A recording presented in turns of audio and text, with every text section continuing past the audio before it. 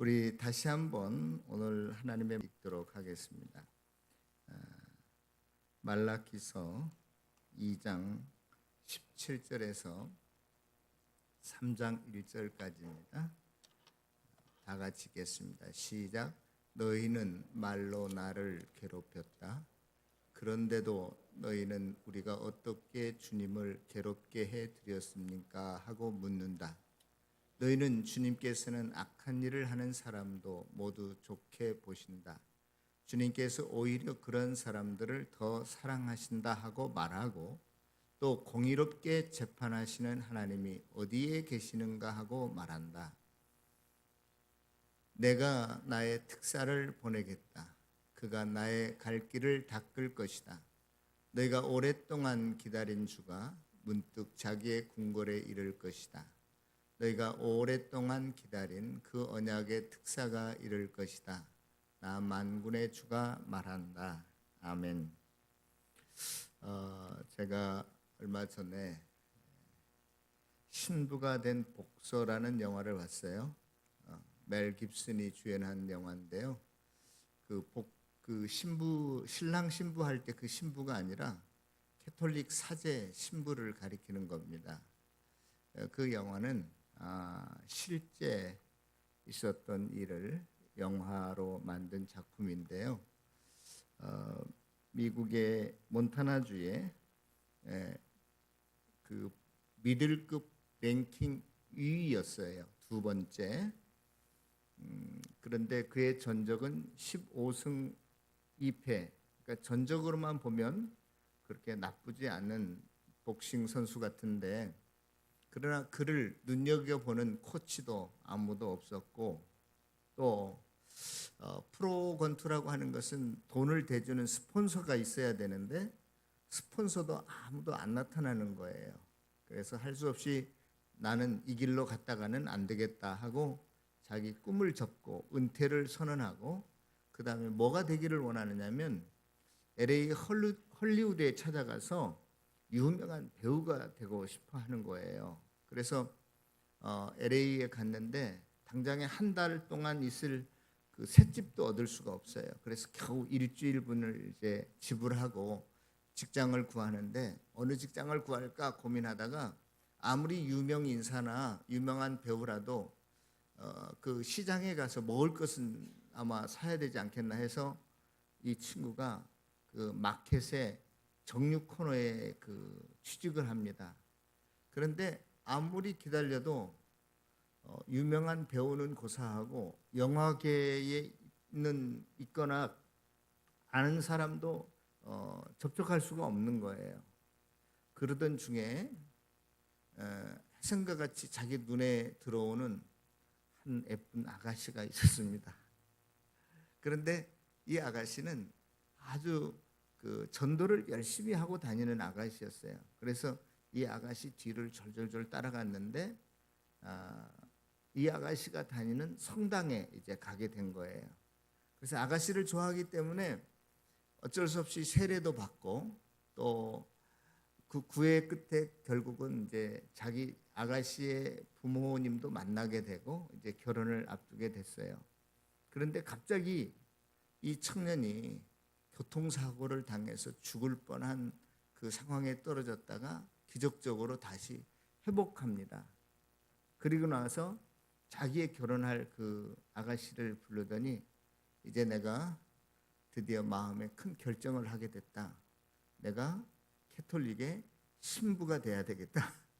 이렇게 고백을 하는 거예요. 그러니까 이 여자가 깜짝 놀라는 거죠. 내가 모든 것 버리고 당신하고 결혼하려고 이렇게 만번에 준비도 하고 그랬는데, 아니 당신이 나를 뒤로 하고 캐톨릭의 신부가 되면 뭐 결혼 생활이고 뭐 부부 생활이고 안 되잖아요. 그래서 막 방해합니다. 그런데도 이 청년은 이제 신부가 되기로 결정을 해요. 그래서 자기 이력서 이런 걸 쫙 써가지고 이제 신학교에 보냈습니다. 입학을 허가해 달라고. 신학교에서 그의 이력서를 쭉 보니까 날마다 쌈박질하고 다니고, 엉망진창으로 자기 멋대로 살고, 뭐 이거 학력도 경력도 엉망이란 말이에요. 그러니까 신학교에서 받아주지 않습니다. 당신은 도저히 신부가 될 자격이 없습니다. 그래서 이 청년은 또다시 그 신학교 교장을 찾아가요. 응? 아니 가난하고 헐벗고 죄인을 예수님이 더 사랑하신다며요. 아니 그런데 나 같은 사람이 더 사랑을 받고 있는데 왜 안 받아주겠냐고 막 따지듯이 어떻게 해가지고 겨우 이제 신학교 입학을 허락받습니다. 그런데 신부 수업을 한참 하는 중에 갑자기 몸이 이상해서 병원을 갔어요. 병원을 갔는데 병명이 나왔는데 뭐냐?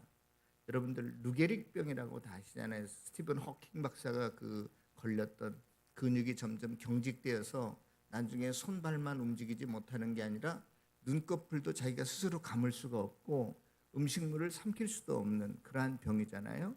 그러한 병에 걸렸는데 문제는 뭐냐? 그 병을 치료할 수 있는 어떠한 치료책도 약도 없다는 거예요. 그러니까 그 병에 걸린 사람은 이제는 점점 죽음만을 기다리며 살아갈 수밖에 없었어요.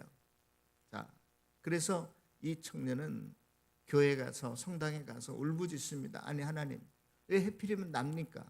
내가 이제 조금 착하게 살아보려고 했는데 나를 이제 데려가시겠다고 하니 말이 됩니까? 하나님, 나를 데려가시려면 내 동생이 6살 때 죽었는데 그때 함께 데려가시지. 막 퍼붓습니다 하나님께. 그리고 자기 아버지도 계신데 자기 아버지는 이제 그 알코올 중독자 비슷해요. 그래서 막노동하고 사시는데 그 아버지를 찾아갑니다. 근데 그 아버지도 실은 이 아들을 무척 사랑해요. 또 이 아들도 아버지가 그렇지만 그 사랑합니다. 아버지를 사랑해요. 그런데 아버지가 대뜸 하는 말에 병들어서 지금 자기에게 온 이 아들에게 야, 또 내 어떤 물건을 또 훔쳐가려고 왔어? 이렇게 이야기합니다. 그러니까 또 이 아들은 속이 상해가지고 어떻게 말하냐면 아버지 어릴 때 나한테 늘마다 병신 그러더니 참 용케도 예언을 잘 하셨네요. 나 이제 곧 병들어 죽을 겁니다. 그 영화를 쭉 보면서 물론 해피엔딩으로 끝나요. 그런데 왜 이렇게 서로 사랑하면서 갈등하고 문제가 일어나는가? 서로에 대한 오해 때문이라고 생각합니다. 성도 여러분, 우리가 상대방을 잘 알지 못하면 우리는 서로 오해하게 되어 있어요. 불평하고 짜증내고 또 어깃장을 놓고 딴지를 걸게 되어 있습니다. 여러분, 자기 힘든 삶 때문에 현실 때문에 그동안 서로의 어떤 잘못된 선입견이나 고정관념이 더 똘똘 뭉쳐서 오해가 심하게 되면 인간과 인간의 관계 또 부모와 관계나 하나님과의 관계에 더 큰 갈등과 오해로 번지는 것 같습니다. 오늘 본문도 이와 비슷한데요. 하나님과 이스라엘 백성들의 관계가 이스라엘 백성들이 지금 굉장히 현실적으로 힘든 상황에 놓여 있었거든요. 외국 다른 나라에 압제를 당하고 있었고 그 나라에 세금을 조공을 많이 바쳐야 되니까 지금 자기네들이 먹고 살 것도 없게 됐고 정말로 이런저런 문제들이 서로 얽히고 설켜서 너무너무나 힘든 상황에 이스라엘 백성들이 빠져 있었습니다. 그래서 하나님을 믿는 이스라엘 백성들은 아니 하나님이 살아계신다면 하나님이 나를 그의 백성으로 우리를 그의 자녀로 여기신다면 어찌 부모가 자식이 이렇게 힘들고 어려운 것을 그냥 내버려 둘 수 있겠는가? 그럴 때 하나님께서 오늘 본문 말씀을 통해서 도리어 뭐라고 말씀하시냐면 이스라엘 백성들에게 너희가 나를 괴롭혔다 그렇게 이야기하십니다. 괴롭혔다. 그러니까 지난번에도 우리가 계속 이야기했던 것처럼 이스라엘 백성들은 즉각적으로 그렇게 반응하죠. 아니 우리가 언제 주님을 괴롭혔다고 했습니까? 어떻게 주님을 우리가 괴롭혔다고 말씀하시는 거예요? 도리어 주님이 우리를 괴롭힌 거 아닙니까? 이렇게 하고 지금 반문하는 본문이 저와 여러분들이 읽은 본문입니다. 성도 여러분, 사람과 사람 사이뿐만이 아니라 하나님과 사람 사이에서도 서로를 알지 못하면, 제대로 알지 못하면, 올바로 알지 못하면 하는 말마다 행동마다 서로에게 더 상처를 주게 되어 있어요. 후집어 팝니다. 아픈 곳을 더 아프게 만들어요. 오해는 자칫 잘못하면 서로의 관계를 파국으로 몰아넣고요. 또 더 심해지면 죽음과 살인으로도 끝날 수 있는 게 오해인 것 같아요. 오해는 아주 작고 하찮은 것에서부터 큰 것에 이르기까지 다양합니다. 말 행동뿐만이 아니라 문화와 풍습이 달라서 서로 오해할 수도 있죠. 오늘날 우리들은 아주 현실적이고 계산적이고 이기적으로 살기 때문에, 자기 중심적으로 살기 때문에 오해하고 갈등하는 것이 더 많은 것 같아요. 상대방을 배려할 줄 모릅니다. 상대방의 입장에 서보지를 않으려고 그래요. 역지사지하지 않습니다. 여러분들은 지금 하나님을 어떻게 알고 계십니까? 하나님께서 뭐 때문에 지금 오늘 본문 속에서 이스라엘 백성들을 향하여 너희들이 나를 괴롭게 하고 있구나, 또 이스라엘 백성들 입장에서는 아니 우리가 하나님을 언제 괴롭혔다고 그래요? 하나님이 도리어 우리를 힘들게 하고 슬프게 하고 괴롭힌 거 아니에요? 이렇게 지금 반문하고 있는데 왜 그랬을까요? 첫째, 이스라엘 백성들이 하나님을 잘못 알고 있었기 때문에 그랬습니다. 하나님께 대한 오해에서 비롯된 문제가 아닌가, 저는 오늘 본문을 생각하면서 그렇게 결론을 내렸습니다. 2장 17절에 보면 이스라엘 백성들의 생각엔 하나님은 악을 행하는 자를 기쁘시게 여기며 좋아하신다, 그렇게 말하고 있죠. 여러분, 하나님이 정말로 악을 좋아하시고 기쁘게 여기실까요? 이스라엘 백성들이 자기 주변을 살펴보면 하나님을 믿지 않는 사람들이 더 잘 먹고 잘 사는 거예요. 직장에서 승진도 잘 되고 모든 것들이 형통해 보이는 거예요.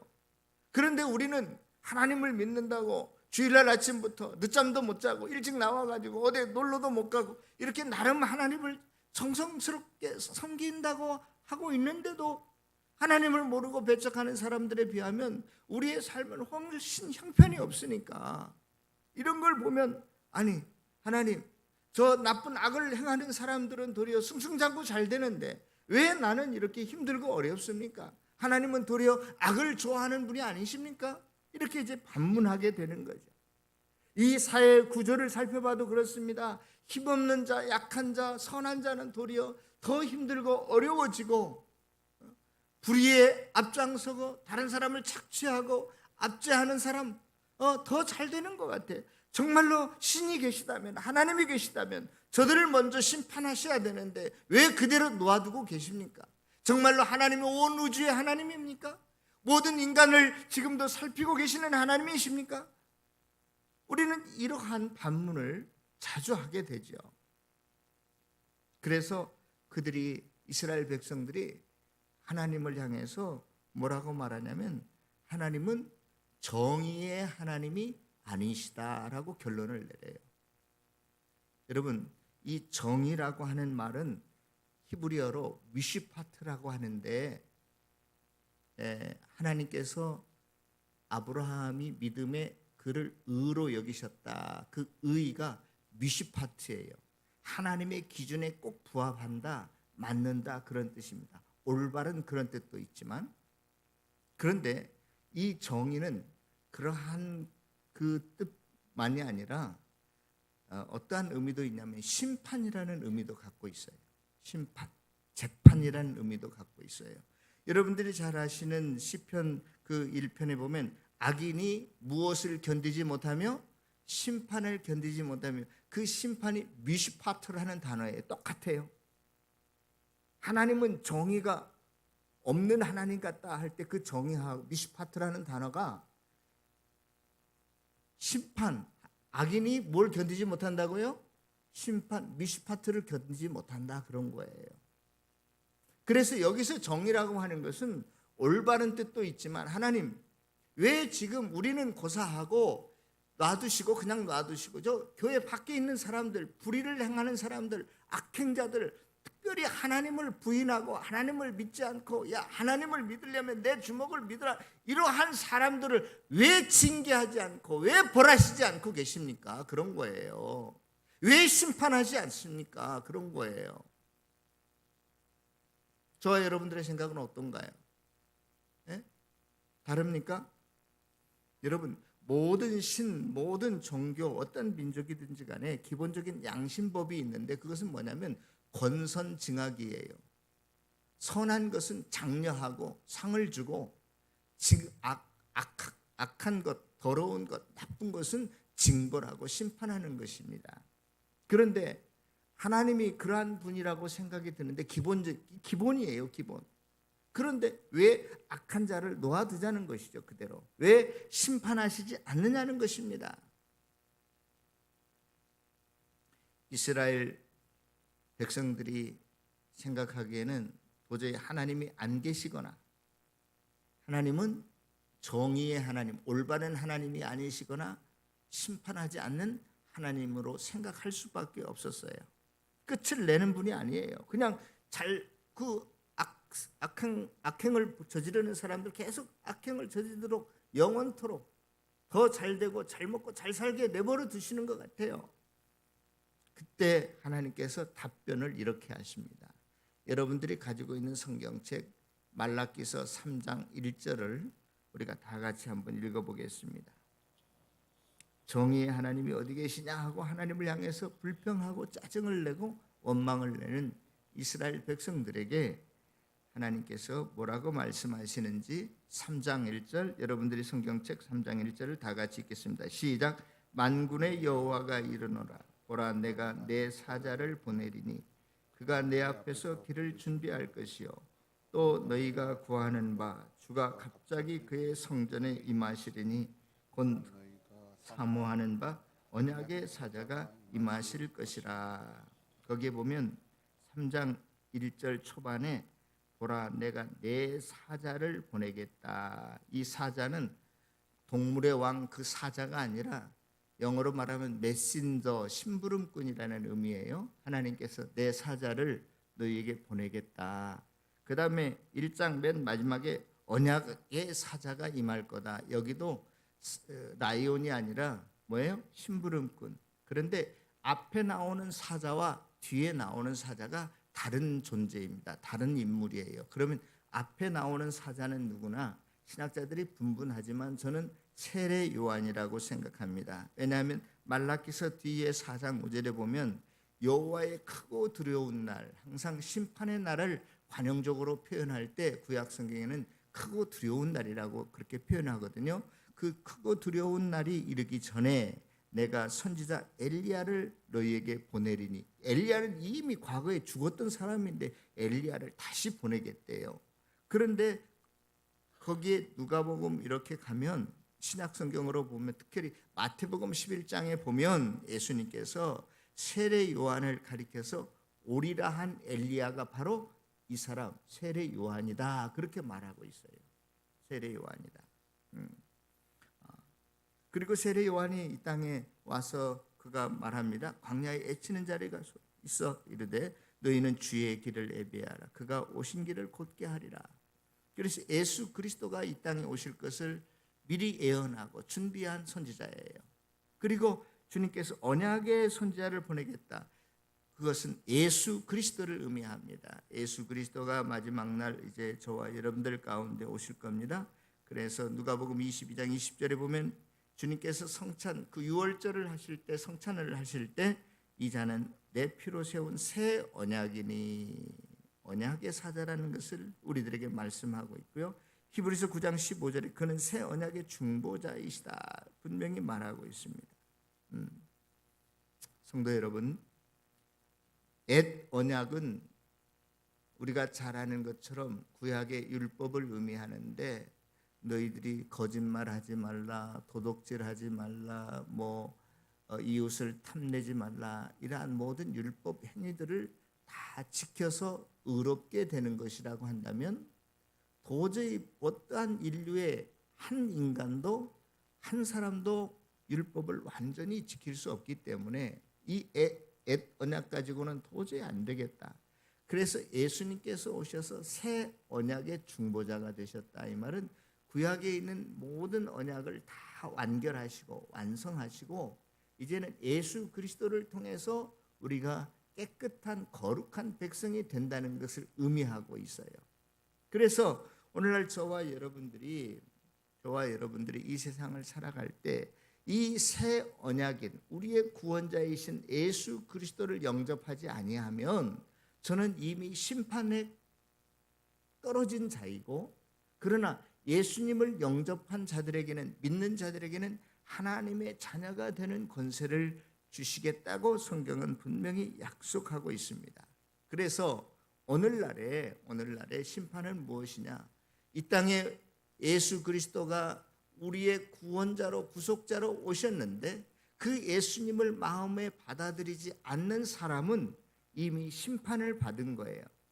예수님이 자기 땅에 오매 자기 백성이 영접지 아니하니라 거절한 사람들은 이미 하나님의 심판 가운데 있는 사람이고, 그러나 예수 그리스도를 나의 구원자로 영접한 사람, 모신 사람은 하나님의 나라에 참여하는 거듭난 사람이고 구원받은 사람이라는 것을 우리가 알아야 됩니다.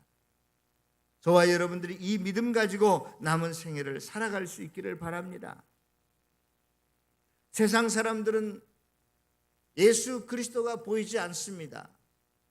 세상 사람들은 그 예수 그리스도가 우리 죄를 위해서 십자가에 달려 돌아가셨다는 것도 인정치 않을 뿐더러 부활하셔서 승천하시면서 내가 다시 오시겠다라고 하는, 재림하겠다고 하는 그 약속의 말씀도 그들은 전혀 관심이 없습니다. 그러나 오늘 성경은 분명히 뭐라고 말하냐면 5절에 내가 심판하러 너희에게 임할 것이다. 주님께서는 복음을 통해서 이미 저와 여러분들을 심판하셨거니와 또 온 세상 사람들이 모두 다 알 수 있는 그 공개적인 심판은 주님이 재림하실 때에 일어나게 될 것입니다. 사랑하는 성도 여러분, 주님은 분명히 이 땅에 오실 것입니다. 그리고 복음으로 진리로 저와 여러분들을 선과 악을 갈라내실 것입니다. 그런데도 세상 사람들은 이 심판을 인정하지 않아요. 하나님의 재림을 인정하지 않아요. 그러나 성경은 분명히 말합니다. 내가 심판하러 너희에게 임할 것이라. 5절에 보면 점치는 자와 가늠하는 자와 거짓 맹세하는 자와 품꾼의 싹새 대하여 억울하며 과부와 고아를 압제하며 나그네를 억울하게 나를 경외치 않은 자를 심판하겠다, 이렇게 하나님께서 분명히 명시적으로 말하고 있어요.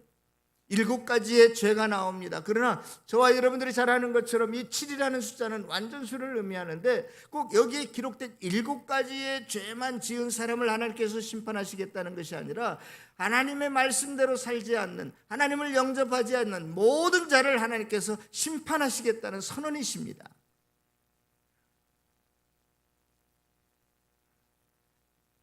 언제일지는 모르지만 분명히 주님은 이 땅에 다시 오셔서 온 인류 앞에 공개적으로 저와 여러분들을 심판하실 것입니다.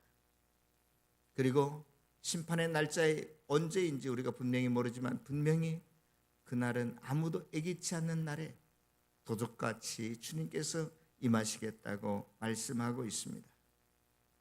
성도 여러분, 이러한 심판을 앞에 놓고 저와 여러분들이 이 땅을 살아가야 될 태도는 항상 우리가 그리스도의 피로 깨끗함을 유지하는 것입니다. 깨끗함을 받는 것이에요. 무엇으로 이 세상을 깨끗하게 정화시킬 수 있을까요? 오늘 본문에 보면 너희들이 예수 그리스도의 피로 속량되었다, 하나님의 것이 되었다라고 분명히 말하고 있습니다. 저와 여러분들이 오늘도 내가 하나님 앞에서 예수 그리스도의 피로 내 모든 죄가 깨끗해졌는지 다시 한번 확인해 볼 수 있는 시간 되시기를 바랍니다. 우리 주님은 우리의 마음이 상한 자를 고치시는 주님이십니다. 하나님의 백성이 아닌 오늘 내가 하나님을 괴롭게 해드린 자였습니다. 하나님이 없는 악인들이 세상에서 잘 되는 것을 부러워하고 나도 그렇게 되기를 원하고 바랬던 저와 여러분들, 또 그렇게 되지 못할 때는 하나님을 원망하고 불평했습니다. 하나님은 불공평하다, 도리어 하나님의 백성이 아닌 자들을 더 사랑하고 축복하시는가, 하나님을 향해 반기를 들었습니다. 주님이 오심에 더듬에 우리는 아예 하나님이 심판이 없는 것 같다는 생각을 해볼 때도 있었습니다. 오늘 이 시간 말라기서를 통해서 예수 그리스도의 재림, 심판, 세상 끝이 분명히 있음을 저와 여러분들에게 말해주고 있습니다. 악인과 같은 우리를 십자가로 속량해 주시고 깨끗하게 해주시고 하나님의 아들과 딸로 삼아주심을 감사할 때 다시금 이 시간 내 심령에 오셔서 우리의 상한 마음을 고치시고 주관해 주시고 인도해 주시고 또 저와 여러분들을 진정으로 자유케 해 주실 것입니다. 성도 여러분, 우리가 주 안에서 살아가는 것만이 주님께서 저와 여러분들을 사랑하심을 믿고 또 주 안에서 살아가는 것이 곧 하나님을 기쁘게 해드리는 자임을 믿고 주님이 다시 오셔서 심판하심을 믿는 그 믿음이 주님을 기쁘시게 하는 자임을 믿고 남은 생애를 살아가는 성실한 진실한 주의 백성들이 다 되시기를 다시 한번 주님의 이름으로 축원합니다. 불신자